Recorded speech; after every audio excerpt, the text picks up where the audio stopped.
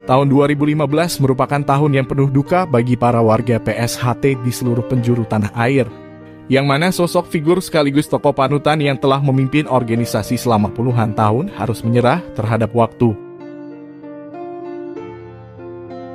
Dan setelah berpulangnya Kang Mas Tarmadji Budi Harsono, disusul pula Kang Mas Richard, yang ditunjuk sebagai ketua umum sementara selama belum diadakannya parapatan luhur hingga ditentukan ketua umum yang baru.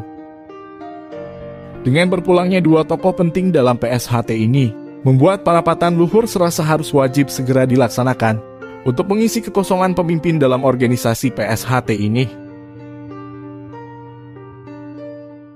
Namun pada tahun 2016, para Wiro Anom atau sebutan bagi para pendekar tingkat 2 di SH Trate cukup dikejutkan dengan adanya undangan mendadak yang disampaikan oleh para pengurus PSHT yang ada di Jakarta. Bahwasannya semua Wiro Anom diminta hadir pada sebuah acara yang nantinya akan ada sambutan dari Presiden Republik Indonesia. Namun sesampainya di lokasi, para Wiro cukup dikejutkan dengan adanya background yang bertuliskan Parapatan Luhur 2016, yang secara otomatis dari tempat itu nanti akan ditentukan seorang pemimpin baru dalam tubuh organisasi persaudaraan Setia Hati Trate. Untuk tetap menjaga suasana yang harmonis, para tamu undangan pun dengan penuh sukacita mengikuti alur atau urutan acara. Yang salah satunya adalah dimintanya usulan dari seluruh cabang PSHT mengenai siapakah yang pantas menjadi seorang ketua umum di organisasi ini. Namun betapa terkejutnya para tamu undangan yang hadir pada acara tersebut. Karena Kang Mas Wiono selaku majelis luhur pada saat itu yang dirasa sangat bening hatinya bisa menjembatani usulan dari seluruh cabang yang ada. Malah menunjuk Mas Taufik yang mendapatkan usulan paling sedikit di antara seluruh cabang yang hadir pada saat itu. Hasil dari saudara kita seluruh cabang, Pak Murjoko 108, Pak Arif 38, Pak Taufik 8. Namun demi menghormati keputusan Majelis Luhur, seluruh perwakilan cabang pada saat itu berlapang dada menerima hasil dari Parapatan Luhur 2016.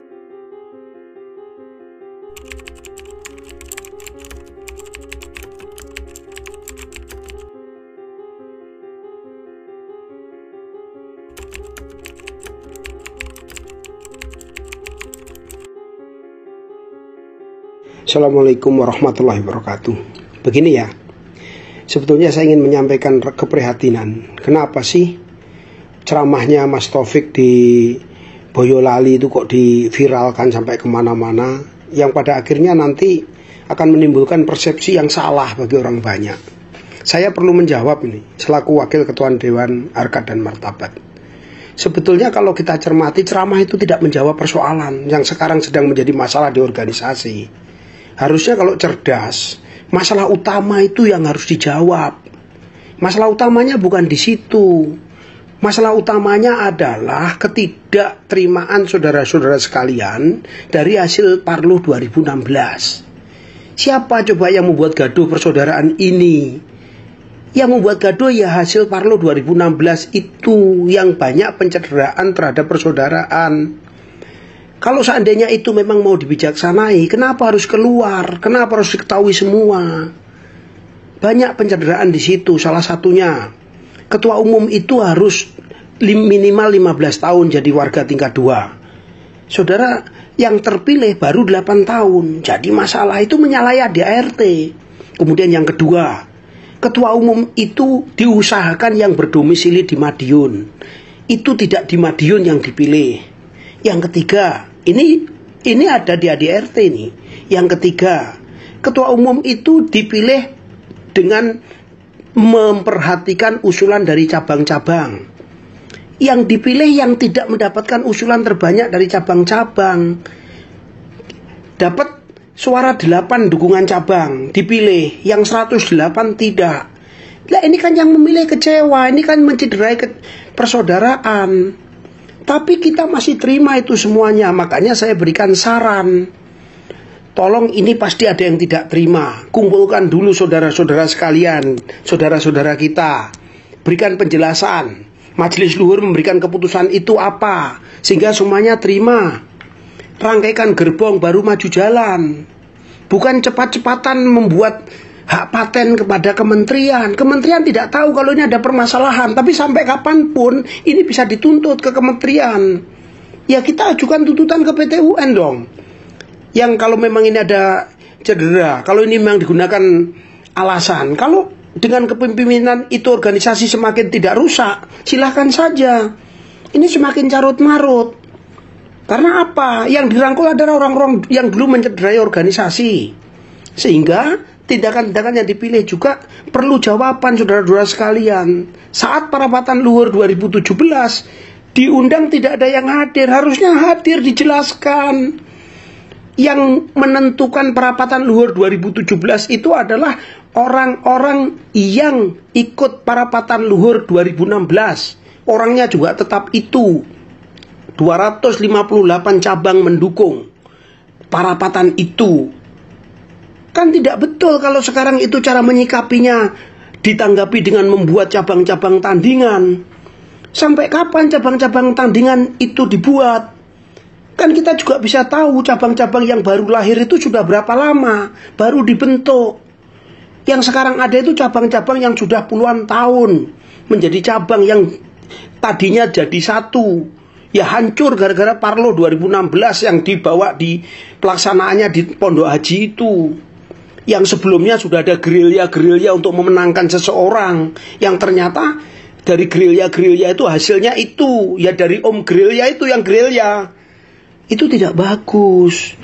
Jadi langkah panjenengan untuk membuat cabang tandingan itu tidak menjawab persoalan. Jiwa besar yang sampai sampaikan pada ceramah itu, omong doang itu. Kalau tidak omong tok, silakan datang ke Padepokan. Mari yang sepuh-sepuh itu kita berunding di Padepokan. Rumah kita di Madiun. Coba kita tentukan. Selesai, apalagi kita ini aparatur negara.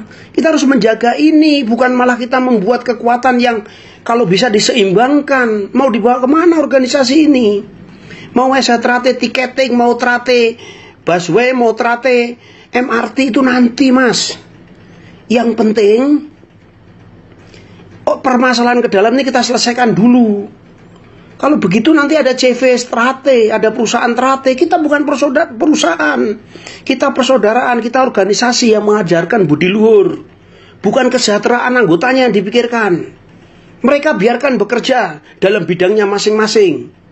Organisasi ini adalah perkumpulan batin kita untuk membuat adik-adik kita menjadi manusia yang tahu benar dan salah. Itulah kita bersumbayang selama matahari masih terbit dari timur, selama bumi masih dihuni manusia. Selama itu juga kita tetap jaya, karena ya kita bawa kebenaran. Lah mulai sampean itu menang-menangan, karena sudah punya dasar hukum. Semuanya adik-adik teriak dasar hukum, dasar hukum. Adik-adik tidak tahu kalau dasar hukum itu dibuat dari kegiatan yang cacat hukum. Kalau memang benar yang mulia itu bertanggung jawab, kenapa kertas suaranya dibakar? Itu yang harus kita jelaskan dulu, kita ambil hatinya. Bukan sekarang merangkulnya. Itu pun saudara-saudara kita masih menerima. Itu pun saudara-saudara kita masih memegang persaudaraan. Selama 1 tahun panjenengan diberikan kesempatan. Semuanya masih ngikut meskipun hatinya tinggal separuh sesungguhnya. Karena sudah kecewa di Parlo 16. Tapi apa yang ditampilkan pada kepemimpinan 1 tahun panjenengan? Aku kan juga staf sampean. Aku kan juga pengurus pusat sampean. Dewan Harkat dan Martabat. Rapat di Solo saya ikut. Rapat di Jogja saya ikut. Rapat di Madiun saya ikut. Saya sudah menyarankan pada waktu itu, rangkul dulu saudara-saudara. Berikan dulu penjelasan. Bukan terus cepet-cepetan mendaftarkan ke Kemenkumham. Kemenkumham tidak melihat, tidak mengecek sampai ke tubuh organisasi. Kalau di situ ternyata hasilnya itu cacat hukum. Sekarang saya akan laporkan pada Kemenkumham bahwa hasil itu cacat hukum. Bagaimana coba? Kan tidak bagus. Sudahlah kita selesaikan secara kekeluargaan saja. Panjenengan pulang ke Madiun, Mas Ui pulang ke Madiun, Mas Gerilya pulang ke Madiun. Mari kita duduk bersama. Kalau nggak mau di Madiun, di luar, mari kita duduk bersama. Kita ngomong bagaimana ini baiknya organisasi. Bagaimana baiknya. Bukan baiknya bagaimana. Jadi yang ada ini kita bikin baik. Seperti itu Kang Masku, saudaraku yang mulia. Nah ini dengan Waduh, apalagi kalau membuat lagi seperti itu nggak usah diviralkan lah, kecuali mengajak gitu loh. Seperti itu, di situ masih ada kalimat kalau terpaksa. Ini kan tidak benar, kita pemimpin loh. Janganlah Mas, saya mohon ini. Saya mohon. Kita akan bawa kemana ini? Monggo, kalau seandainya perlu diskusi sama saya, nomor telepon saya sudah jelas. Panjenengan sudah tahu. Ini perlu saya memberikan keterangan ini, supaya adik-adik tahu semuanya. Itulah permasalahannya. Panjenengan rangkul orang-orang yang dulu menyakiti organisasi kita. Itu nanti. Kalau itu menjadikan program, semuanya harus tahu dulu, sehingga tidak salah paham. Satunya salah, satunya paham. Harusnya seperti itu. Siapa sekarang yang mendukung sampean? Orang-orang yang dulu mengkuyo-kuyo zaman kepemimpinan Mas Maji. Orang-orang yang dulu mendirikan organisasi di luar Setrate, sekarang gabung dengan panjenengan. Tidak kita dengar lagi nama organisasi yang mirip-mirip Setrate. Dulu ada, sekarang gabung dengan panjenengan orang-orang itu. Berarti niat panjenengan sama dengan niat orang-orang itu. Tidak seperti itu. Jadi pas seduluran yang sampai omongkan dalam pidato itu kok kayaknya angel kita terima ya? Atau mungkin saya nggak nyambung. Demikian. Mohon maaf, ini mudah-mudahan menjadikan masukan, mudah-mudahan ini menjadikan perbaikan buat kita sekalian. Mohon maaf saya ngomongnya agak cepat, karena takut ini tidak bisa saya kirimkan. Semuanya ini saya kasih tahu. Saya bertanggung jawab karena saya ikut dalam kegiatan ini, saya ikut di dalamnya, saya ikut bertanggung jawab terhadap penyimpangan ini. Mas Murdjoko, Mas Esbiantoro, itu manusia yang dari muda sampai sekarang mengurus Setrate dan di Madiun. Kita ini dinas kemana-mana, mbok sudah kasihkan dia, wong dia yang didukung terbanyak. Kok panjenengan ngotot apa sih yang panjenengan cari? Panjenengan mempengaruhi pejabat-pejabat yang belum tahu itu. Apa sih kalau kita menang? Tapi panjenengan ngomong tentang atas nama persaudaraan untuk memajukan organisasi. Kita lihat sejak pimpinan sampean maju mundur organisasi. Mohon maaf.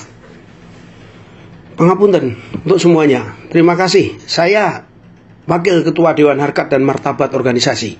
Saya Wakil Ketua Dewan Harkat Martabatnya Mas Taufik. Saya Wakil Ketua Dewan Harkat Martabatnya Mas Murdjoko yang sekarang masih eksis. Karena setahu saya Mas Taufik sudah diberhentikan dari hasil Parluh 2017. Oleh siapa? Oleh cabang-cabang yang hadir pada saat itu. 258 cabang yang menandatangani. Jangan dibilang pakai materai. Itu datang ke Madiun dengan biaya sendiri. Terima kasih. Wassalamualaikum warahmatullahi wabarakatuh.